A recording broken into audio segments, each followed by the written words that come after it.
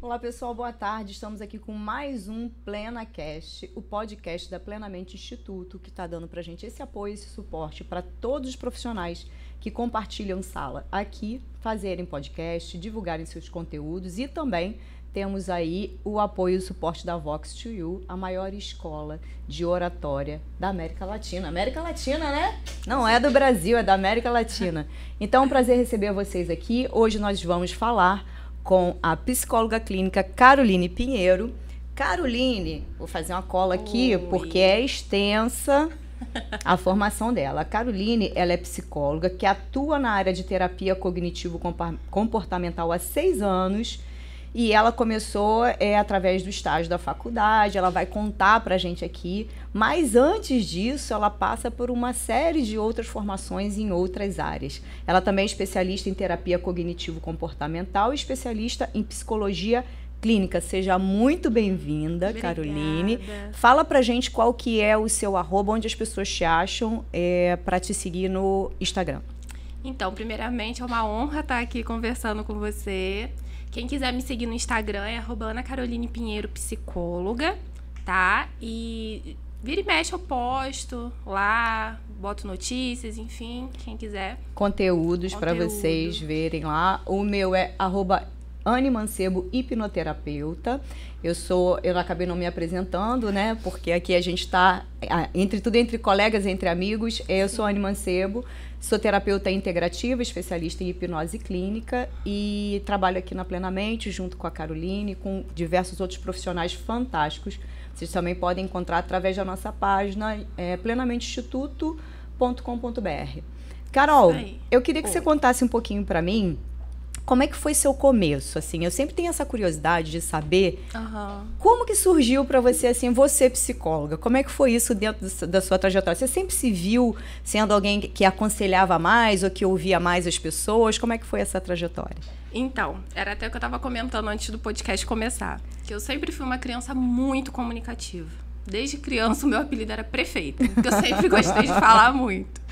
E pelo fato dos meus pais terem comércio a vida toda, 30 e poucos anos, até mais tempo do que eu sempre estava ali inserida, conversando com as pessoas e tudo mais. E conforme eu fui crescendo, era aquela que as pessoas chegavam: Carol, preciso falar uma coisa com você, vem cá, senta aqui, o que você acha disso, o que você acha daquilo?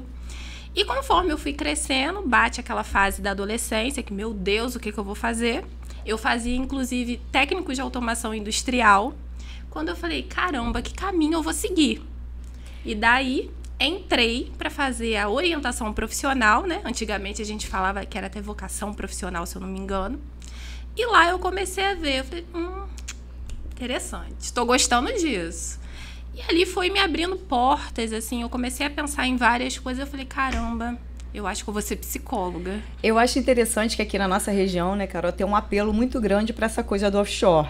Sim. E eu acredito que esse técnico de automação industrial deve ter sido por essa. Então, acaba que a gente vai escolhendo algumas formações em função do meio onde a gente está inserido, sem nem saber muito o que a gente quer de verdade, né? Verdade. Até porque não é todo mundo que nasce agraciado com aquela coisa de desde pequenininho já sabia o que queria ser. E aí eu queria entender, assim, tinha alguma pressão por parte da sua família para você ir para alguma área dessas? Como é que foi? Então, a minha família eu tenho no total, né, 9 tios, contando com a minha mãe. Minha avó teve 10 filhos e sempre foi espalhado. Então, a maioria dos meus tios foram para o comércio. Acho que até eles pensaram por um tempo que eu iria dar prosseguimento pro comércio dos meus pais. Mas eu também tinha prima professora, tinha gente que trabalhava em área offshore, enfim. E aí começou muito, na adolescência, precisa ganhar dinheiro, tudo é ganhar dinheiro hoje em dia. Aí falaram, vai abrir um técnico de automação com ensino médio, e eu fui inclusive da primeira turma. E assim eu fiz. Só que, como eu te falei, não era algo que eu me sentia realizada, não era algo que eu olhava e falava assim, caramba, daqui 10, 15 anos eu me vejo fazendo isso. E quando eu tive esse contato com a psicologia, e que eu não quis largar de maneira nenhuma, mesmo depois da orientação profissional, eu vi que, caramba, realmente é uma área que eu digo que não fui eu que escolhi a psicologia me escolheu. Legal. Acho que o tempo todo já estava claro que eu iria ser psicóloga, só eu que não enxergava. Sim.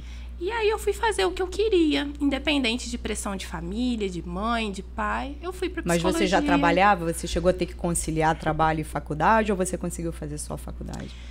Assim, eu digo que eu sempre tive o privilégio de poder me dedicar só à faculdade. Meus pais, com muito suor, com muito trabalho, conseguiram que eu pudesse só me dedicar à faculdade. Inclusive, na faculdade, eu participei do PIBIC, né, que é o Programa de Bolsa de Iniciação Científica. Eu sempre fui aquela que gostava de escrever, TCC, artigo, enfim. Então, eu consegui me dedicar para que eu tirasse aquele CR, né, que é o coeficiente de rendimento, que eu tivesse um CR alto pensando mais para frente. Porque hoje a gente nunca faz nada só pensando no agora, né? A gente já imagina lá na frente. E diz pra mim, dentro do seu convívio, e eu sempre tenho essa curiosidade porque eu já ouvi muitas vezes e quero ouvir de você também. Dentro do seu convívio como psicóloga, quando você sai descontraída, fora do ambiente de trabalho, as pessoas, não as suas amigas de muito tempo, que já não deve ter mais isso, mas as pessoas que vai conhecendo ficam com aquela restrição, ai meu Deus, ela é psicóloga, eu tô falando besteira, sei lá que ela tá me analisando, como é que é isso pra você? Sim. Algumas pessoas ficam assustadas e outras falam, não, vem cá, rapidinho, deixa eu te contar uma coisa, me dá sua opinião. Aí, você fala opinião, eu dou, mas inclusive eu cobro no meu Aí entra uma coisa muito importante, que é a assertividade, que é uma coisa que a gente trabalha dentro da psicoterapia, né? De você saber pôr limites também. Não, calma aí. Meu consultório fica no Plenamente, eu tô lá atendendo uma vez na semana, pode me procurar e tá tudo certo. Exatamente. E as pessoas já aconteceram, porque as pessoas confundem muito ainda a questão de ser terapeuta com ser psicóloga. Aí ela deve estar analisando tudo que a gente está falando. Falei assim, gente, se você faz sobrancelha, você fica reparando a sobrancelha de todo mundo que passa na sua frente. Porque eu falei, a gente tem um horário de estar trabalhando e o horário está de folga. Eu não estou aqui, não estou prestando atenção em nada, eu não estou analisando nada. Sim. Pode ficar tranquila, que é um ambiente informal. Então, as pessoas, justamente, quando lidam com profissionais de saúde mental, às vezes tem um pouco dessa preocupação de estar sendo analisado e etc. Eu achei muito interessante, quando eu vi aqui no seu histórico, que você fez o seu TCC, que é o trabalho de conclusão de curso, se alguém não está íntimo aí da sigla, sobre violência obstétrica. E, para isso, você fez um curso de doula. Eu queria que você contasse um pouquinho sobre essa experiência. Então, quando chegou a época de decidir qual o tema do meu TCC eu iria seguir, me bateu muito essa questão da violência obstétrica. Por quê? Porque eu tenho uma vizinha que, quando ela foi ter o filho dela, e o filho dela hoje, se eu não me engano, já tem até uns 10 anos, no parto prematuro, o médico virou para ela e falou, olha, mãezinha, seu filho não vai resistir. Então, aquilo me bateu de um jeito, uma indignação, sabe? Que na hora que eu sentei para falar sobre o meu TCC, eu falei assim, não, eu quero falar sobre isso. Porque isso não é uma coisa que acontece com uma pessoa. Acontece com várias mulheres. E todo mundo, pelo menos, tem alguém que já passou por um tipo de violência obstétrica. Sim. Porque ela pode acontecer da forma mais sutil para a forma mais destacada, né? Pode ocorrer com uma resposta mal dada, com excesso de toque na hora do parto, com constrangimento, e chega até casos de violência sexual.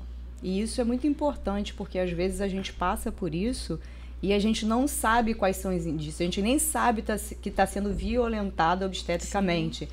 Né? Eu já ouvi falar aquelas falas de ai, não, você tá de frescura, não tá, faz força porque você não tá querendo fazer, não tá querendo colaborar com o parto, desde falas assim que são agressivas, né? Sim, na hora de fazer você não gritou, pra que você vai gritar agora? Então, assim, vendo essa situação próxima a mim, e também, principalmente, uma coisa que eu não comentei, quando eu era criança, onde eu morava, moro até hoje, era caminho do núcleo da mulher. Então, eu sempre via muita gestante passando. E eu acho que aquilo ficou na minha memória. Seu subconsciente foi capturando aquela informação ali. Sim, então iam fazer o pré-natal, voltavam, paravam, conversavam. Sempre teve aquela coisa de troca. Eu falei assim, não, eu vou falar sobre isso. E eu fui agraciada por ter uma orientadora, o nome dela é Poliana, que justamente ela trabalhava na faculdade dando disciplina de direitos humanos, e foi uma área que eu me interessei muito. Então, daí eu falei, é isso, fechou. Tudo conspirou a favor. Aí eu fui e fiz o meu TCC. O curso, ele me deu uma bagagem, assim, não só como profissional, mas eu acho que como ser humano também, porque nada que a gente aprende é só profissionalmente, a gente leva para o nosso pessoal. E daí, hoje, isso me possibilita, apesar de não atuar como doula, me possibilita ter um olhar melhor, mais profundo, quando eu vou atender demandas como, por exemplo, grávidas, mulheres com doenças ginecológicas, a infertilidade, mulheres que acabaram de ter bebê e tem aquele momento do luto, sabe? Meu Deus, como vai ser minha vida? Então, assim, tudo se encaixou. Eu aproveitei dessa maneira. E diz pra mim, falando em termos de... no momento em que você decidiu que iria começar a atender, você já sabia qual tipo de cliente que você queria atender? Quem eram as pessoas que você queria atender? Você já sabia, já saiu sabendo assim, não, eu quero atender esse tipo de pessoa? Ou você não tinha ainda muito essa ideia? Era quem chegar para mim eu vou atender? Então, quando eu comecei a atender, se eu não me engano, 2017, gente, eu sou péssima com data, meus pacientes sabem disso. Eu sou aquela que marca paciente no mês seguinte achando que tá no mês. Detalhe, nosso cérebro ele tem uma capacidade de armazenamento me defendendo aqui. Mas quando eu comecei a atender, eu lembro que na faculdade, acho que foi 2017, sim, eu cheguei pra minha supervisionanda lá e falei com ela: eu quero atender gestante.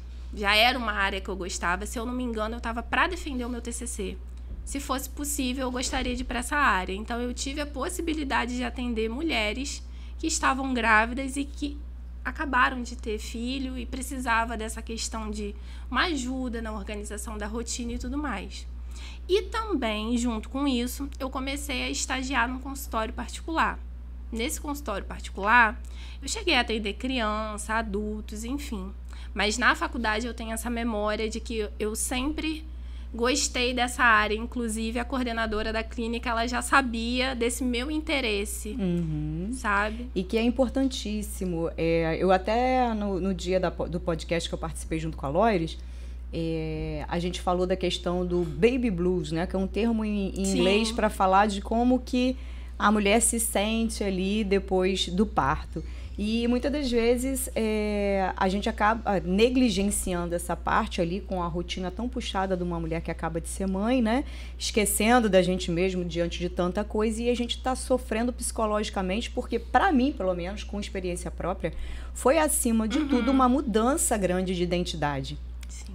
A gente ouve muito falar, a gente vê outras pessoas serem mães, mas a gente não sabe efetivamente o que significa até um momento que a gente está ali, né, envolvido no processo, não é mais teoria. E aí é uma série de mudanças internas que acontecem com a gente que a gente não está preparada ali, ou não foi preparada, deveria ser, mas não foi preparada para a maternidade. E ter esse apoio psicológico logo depois é super importante. Mas hoje, nos seus atendimentos, quais são os atendimentos, qual é o perfil de pessoas que você mais atende, ou que se você se foca em atender em algum perfil específico? Tá, então, hoje eu atendo adultos, público adulto.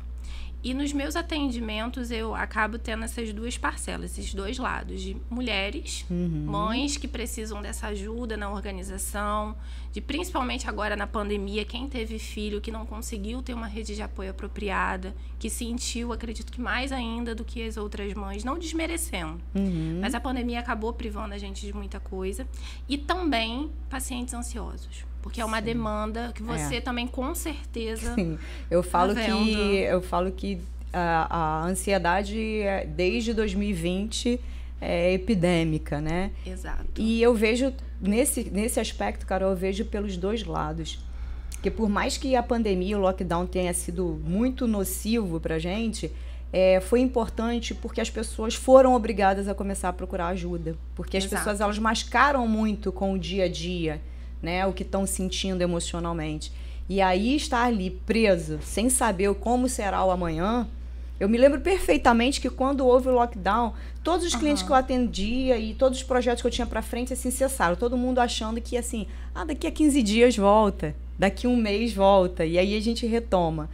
E aí, passado um mês, nada. Passado um mês e meio, nem sinal. 2 meses, e aí foi ao contrário. Exato. Muita gente procurando, como é que faz? E a gente tem que se adaptar para atender online, e dá certo online, não dá, e funciona e não funciona. Hoje funciona tão lindamente bem que a gente já está começando a partir aí, e cada um numa ordem. Tem colegas hoje que só atendem online, eu já tenho aí, sei lá, pelo menos uns 30% dos meus pacientes são online também, mas eu acho que acima de tudo foi importante para as pessoas buscarem ajuda, porque o dia a dia a gente acaba se distraindo, a gente vai a uma festa, a gente, sei lá, está em algum convívio que faz com que a gente fuja do que a gente está sentindo.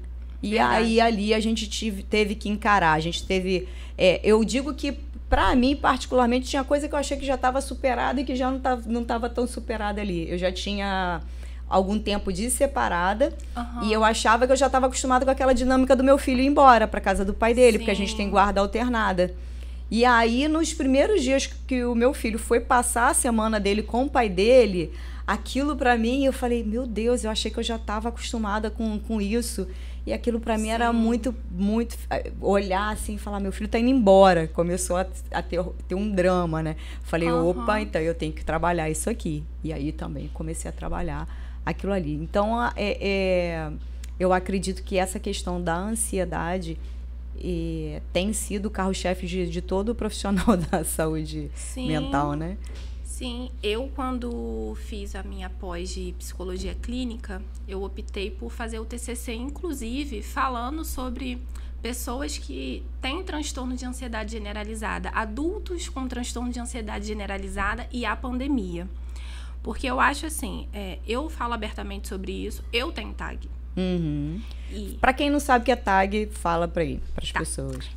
O TAG é o transtorno de ansiedade generalizada, que ele é caracterizado por pensamentos intrusivos que causam sofrimento, que acabam atrapalhando a sua vida, e com isso tudo vem questão de dificuldade de ser avaliado, de falar em público. São aquelas pessoas de que, meu Deus, preciso apresentar o fechamento do mês na empresa, passa mal, não dorme.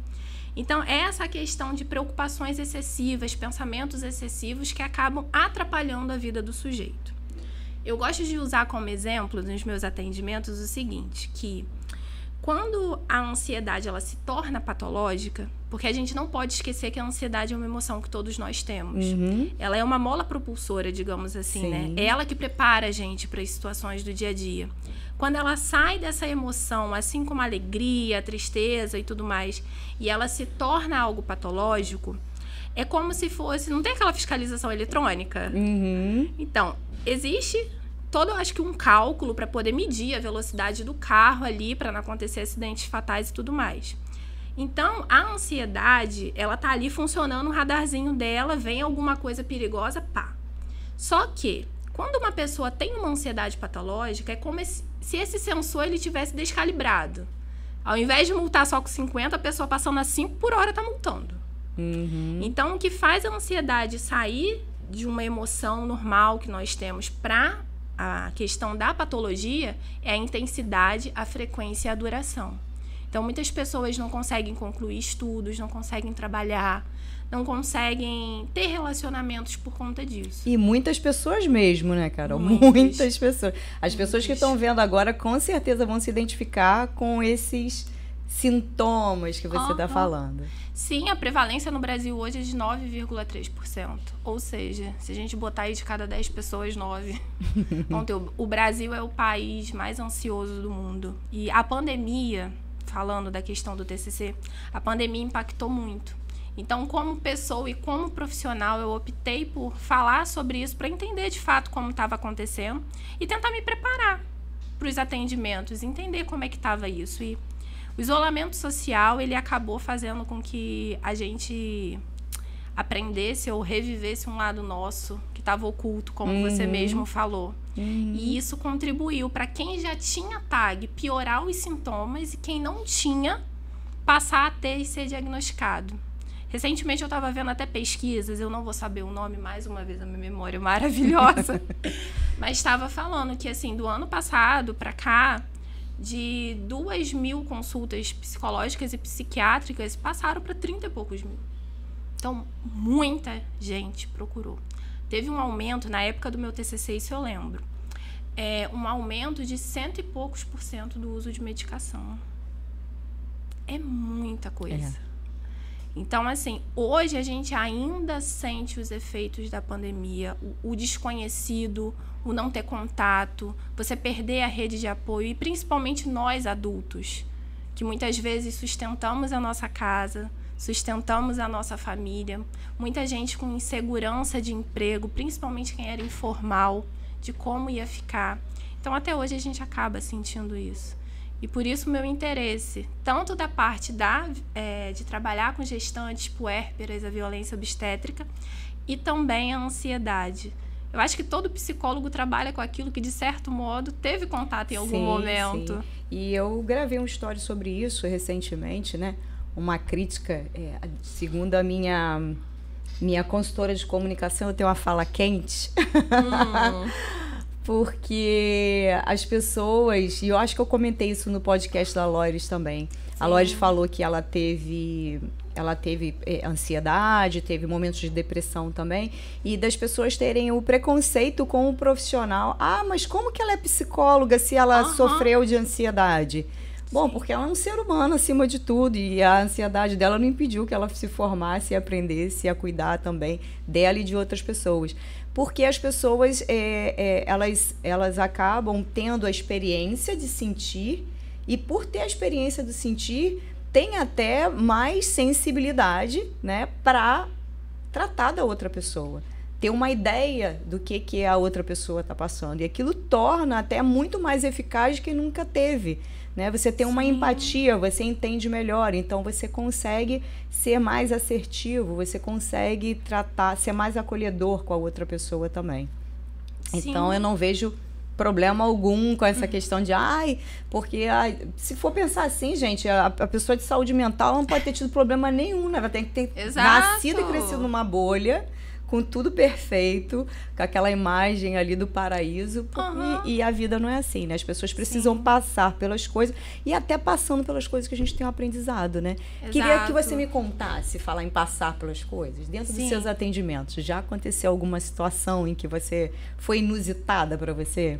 Já teve alguma coisa que você consiga lembrar que te pegou de surpresa? Uma pergunta ou qualquer coisa nesse aspecto? Assim, uma coisa que eu vejo, não sei se seria inusitada a palavra, que quando chega num certo momento da terapia, eu, Ana Caroline, acredito que a terapia ela tem que ser uma troca, é uma colaboração entre paciente e psicólogo. E existe um momento da troca, eu vejo isso como muito importante, é humanizar o atendimento. Sim. Eu não concordo com a ideia daquele psicólogo frio e distante.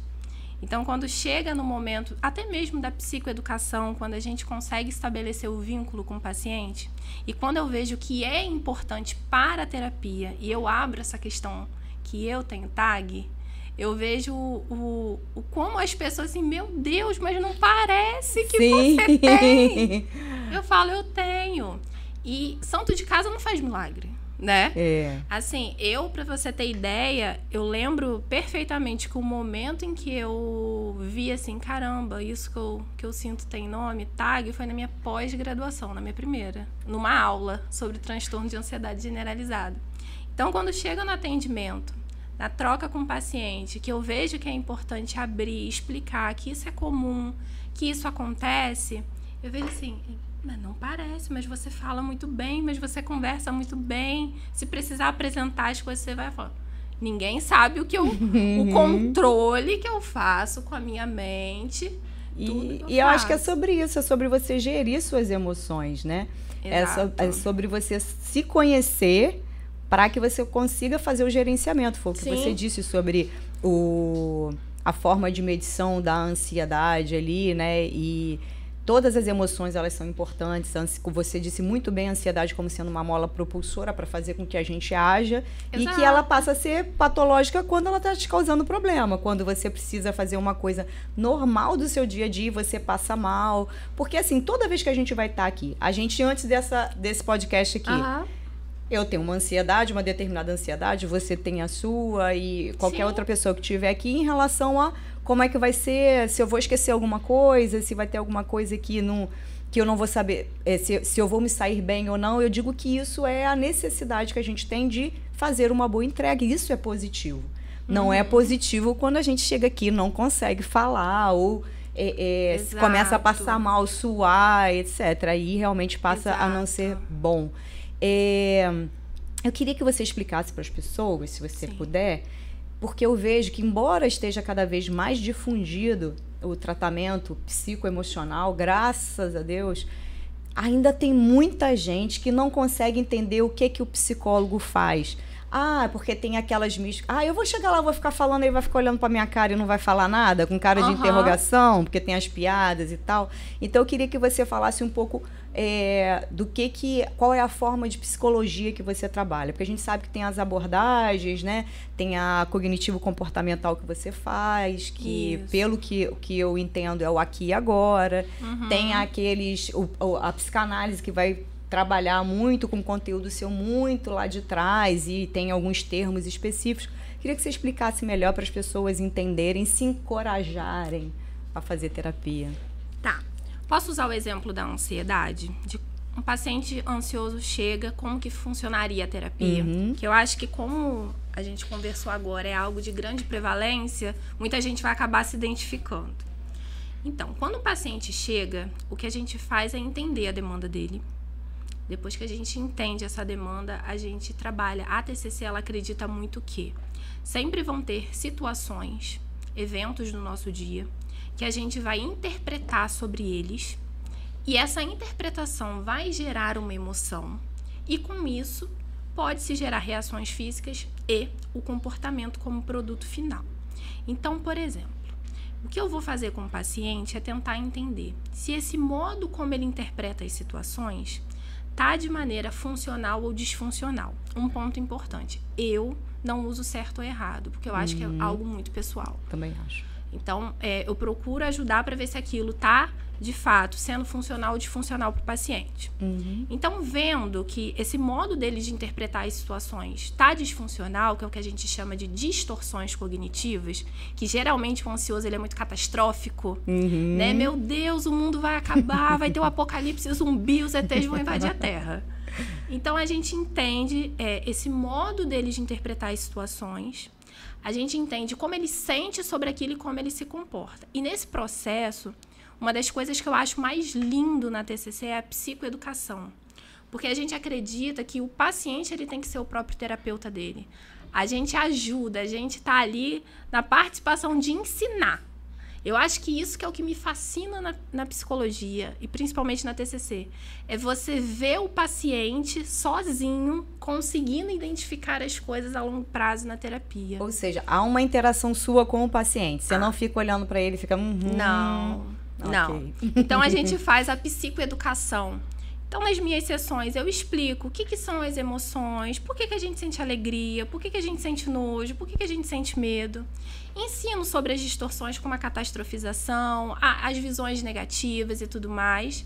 E trabalhamos comportamentos mais saudáveis. Ou seja, porque tudo vai daquilo como a gente vê. Se, por exemplo, eu chegasse aqui hoje e pensasse, meu Deus, vai dar tudo errado, eu vou gaguejar, vou sair correndo da sala? Com certeza, eu ia ficar muito triste, eu ia ficar ansiosa. Com isso, eu poderia simplesmente ir embora, suar, ficar tremendo. Então, assim, a TCC ela vem com esse propósito de ensinar o paciente sobre a observar melhor e ter atitudes mais saudáveis. E aí o paciente sai dali com um direcionamento, né? Não só com outras perspectivas, com direcionamento, porque eu vejo muita resistência desse ponto de vista. Mas eu vou lá o quê? Só para falar? Só para falar, eu vou com um amigo meu no botequim e fico falando ali para ele. Eu sempre tento sempre separar. Tem um vídeo do Celton Mello que é incrível, que ele interpreta, né? Um psicanalista ou psicólogo, não sei, em que ele fala o amigo é importante e o terapeuta também é importante, o psicólogo, o psicanalista, o que for. mas um não substitui o outro. Então, aquela conversa que você tem com um amigo de bar também é legal, é bacana, mas a gente tem que entender que o nosso amigo ele está completamente envolvido ali. Exato. Né? E muitas das vezes ele não está preparado para olhar para a emoção que você está apresentando com aquela isenção que precisaria ter. Exato. E aí ele acaba dando conselhos a partir da própria visão de mundo que ele tem, né, das coisas, da experiência dele, até porque ele não tem outro repertório para apresentar, Exato. além daquele. E isso profissional ele vai poder te proporcionar de uma forma diferente. Porque além de não estar ali envolvido, não sabe quem é Maria, quem é João, quem falou de quê, quem está certo, quem que está errado. Além de não trabalhar, Sim. eu também sou total a favor disso. A questão do certo e errado é relativo, né? A gente não tem como botar que isso é preto e isso é branco. Uhum. E aí você falar com um profissional é diferente. É diferente de você estar falando Sim. com o seu amigo, com a sua amiga. Exato, porque por mais que tenha essa questão da aproximação com o paciente, que é algo que eu enfatizo muito, essa humanização, não é um bate-papo, sabe? Tudo que é falado é calculado, digamos assim, nada é falado em vão, digamos. Então, é uma relação que tem uma troca, igual nos meus atendimentos eu faço muito isso. A pessoa chega para me contar uma história, porque tal dia eu fui em tal lugar, conheci fulano de tal é minha amiga. Eu falo, não, fulano de tal não, qual o nome? Eu trabalho com nome, falo, não, me dá nome. Porque eu acho que não tem nada mais significativo para o paciente quando ele chega nas outras sessões e... porque um dia eu discuti com a minha amiga, quem? A Maria? Você mostrar para o paciente, eu estou prestando atenção em você. Sim. Eu sei o que você está falando. Então, assim, é uma relação que tem um vínculo e que, principalmente, eu aprendo muito com os meus pacientes. Muito. Mas existe todo esse cuidado para que não se vire uma amizade. Sim. Porque é diferente. É diferente. E eu acho que essa troca que eu sempre busco com os meus pacientes é que proporciona que eles se sintam mais à vontade para falar. Porque pensa, você vai chegar num lugar cheia de demandas que muitas vezes te causam vergonha até. Com uma pessoa estranha, você vai ter que expor a sua vida. Então, se você não for acolhedora, se você não for empática, se você não proporcionar ali para o paciente um momento que ele se sinta seguro para falar, a terapia não vai funcionar. Então, a gente precisa ter isso, ter um momento de descontração, eu digo. Tem um momento em que a gente pode rir, mas tem um momento de falar sério. Então, eu busco sempre equilibrar isso, sabe? Eu acho que a terapia ela tem que ser isso, ela não tem que ser... algo, como que eu posso falar, algo pesado. Ela tem que ser leve, porque a gente tem que respeitar o tempo do outro também, entender que o paciente, nem tudo ele vai te contar de primeira, ele vai precisar construir uma confiança com você para conseguir falar. Então, assim, eu vejo o processo terapêutico, essa construção com o paciente como primordial. Para além de questão de psicoeducação, para além de questão dele entender o que é a TCC, é a relação terapêutica. Eu valorizo muito isso. E acho que na vida, né? A gente tem que valorizar as relações, elas são importantes. Quando a pessoa te procura para começar, como é que é uma primeira sessão? Basicamente, você passa alguma informação diferente das demais sessões? Ou você faz isso previamente, antes da primeira sessão? Como que isso acontece na prática? Então, quando eu tenho o primeiro contato com o paciente, a primeira pergunta que eu faço é: já fez terapia antes? Porque quem não fez terapia chega justamente dessa maneira que você trouxe, né? Meu Deus, o que eu vou fazer? O que eu vou falar? Então, quando a pessoa ela chega e fala que já fez terapia, eu pergunto se foi dentro da abordagem que eu sigo. Se não, eu explico. A pessoa que nunca fez terapia que chega para mim, eu explico que a primeira sessão é uma anamnese, que eu vou entender a demanda. Eu procuro entender não só a parte psicológica, tá? Eu procuro entender também a parte física, que é um ponto que a gente não pode esquecer. Então, eu procuro entender o histórico familiar dessa pessoa, o que vem causando sofrimento, sobre o trabalho dela, sobre como que é dentro de casa. Um resumo da ópera seria isso, tá? A gente faz um entendimento da demanda do paciente, obviamente explicando como que irá funcionar a terapia. Certo. E nas demais sessões a gente vai aprofundando isso. Ok. Eu fico fazendo essas perguntas porque eu acho que é bem legal a gente ficar esclarecendo, porque essas são normalmente as curiosidades da pessoa que é leiga, né? Às vezes a gente aqui fala também de coisas mais profundas, mais técnicas, mas que é importante a pessoa saber, na prática, o que vai acontecer comigo quando eu estiver lá. Sim. Ela vai interagir? Ela não vai? O que eu vou fazer numa primeira sessão? O que eu devo falar? Sobre o que eu devo falar, né? E você falou uma coisa muito importante, que é a relação terapêutica. Sem essa relação acontecer, não adianta. A pessoa, ela provavelmente vai ali para despejar e vai sair sem nem prestar muita atenção no que foi dito, né? Ela só chega ali num local onde ela vai desabafar, como a gente diz, né? Sim, e eu sempre fui uma pessoa, até na minha defesa do TCC da faculdade, a minha banca falou que eu tinha que fazer mestrado, que eu tinha que dar aula. Eu sempre fui uma pessoa muito didática. Então, quando eu vou trabalhar com paciente, eu sempre tenho as folhinhas com a explicação da TCC, explicando o que são distorções cognitivas. Quando a gente passa o dever para casa, porque a terapia cognitivo-comportamental, ela tem o deverzinho de casa, né? Que é o registro de pensamentos disfuncionais. Eu procuro sempre estar encaminhando. Algumas pessoas funcionam até mesmo com apresentação de slide mesmo. Eu faço, eu mando para a pessoa poder ler, eu indico livro, às vezes até música.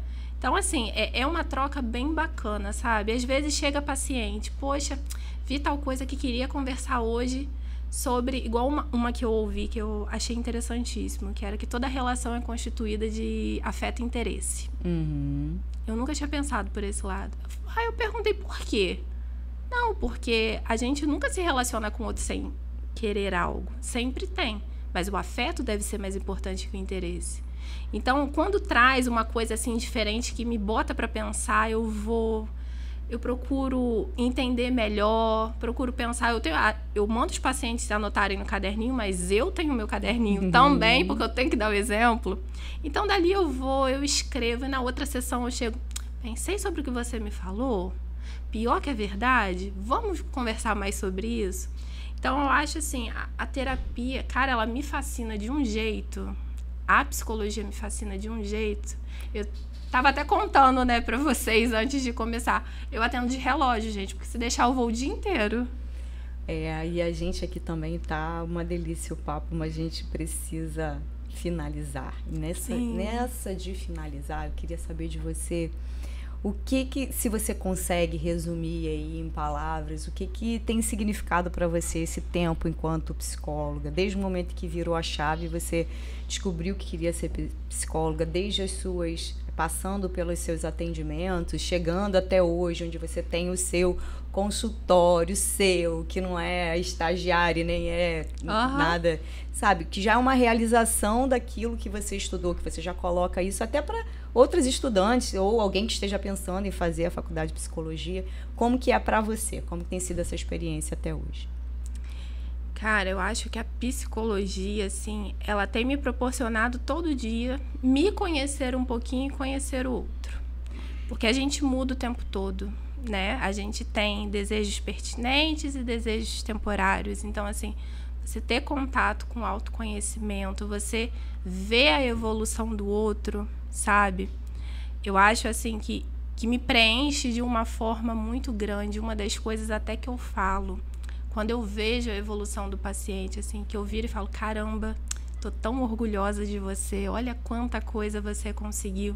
Isso enche o meu coração, sabe? E ver que eu tô indo pelo caminho certo, de que, de fato, a psicologia me escolheu. E é uma profissão que eu amo. Amo de paixão e busco sempre estar aprendendo mais, conhecendo mais, entendendo o que o paciente gosta, a linguagem dele. Tanto é que o paciente vira e mexe, manda meme, me manda as coisas. Eu acho que isso é tão bacana, sabe? Enfim, a psicologia mudou a minha vida. E como é que a gente faz para encontrar a Ana Caroline psicóloga? Se eu quiser marcar uma consulta com ela a partir da semana que vem, porque hoje é sexta aqui pra gente, não sei quando que vai sair para vocês no YouTube. Sim. Como é que a pessoa faz? Ela pode me procurar no Instagram, @AnaCarolinePinheiroPsicóloga. Pode me mandar uma mensagem no direct ou pode me chamar no WhatsApp. Lá no Instagram tem um link do meu número, que ele pode entrar e me mandar uma mensagem e a gente agenda. Então é isso, pessoal. A gente esteve aqui nesse bate-papo muito bom com a psicóloga Ana Caroline. Quero agradecer a você Eu por que ter vindo, agradeço. compartilhar com a gente essas informações. Para mim também foi de muito aprendizado. Que bom. Eu acho que trocar, independente se é com paciente, se é com colega, né? Sim. É sempre rico se a gente estiver pronto e disponível, aberto para aprender um pouquinho mais. A gente sempre tira aprendizado. Então, obrigada a você. Eu que agradeço, Obrigada a Anne. vocês que assistiram a gente Obrigada, até agora. gente. Fiquem ligados, a gente sempre vai estar colocando outros profissionais, outras pessoas do lado de cá e do lado de lá aí. também. E estejam sempre ligados com a gente aqui no nosso canal da Plenamente Instituto. Muito obrigada. Valeu. Tchau, beijo.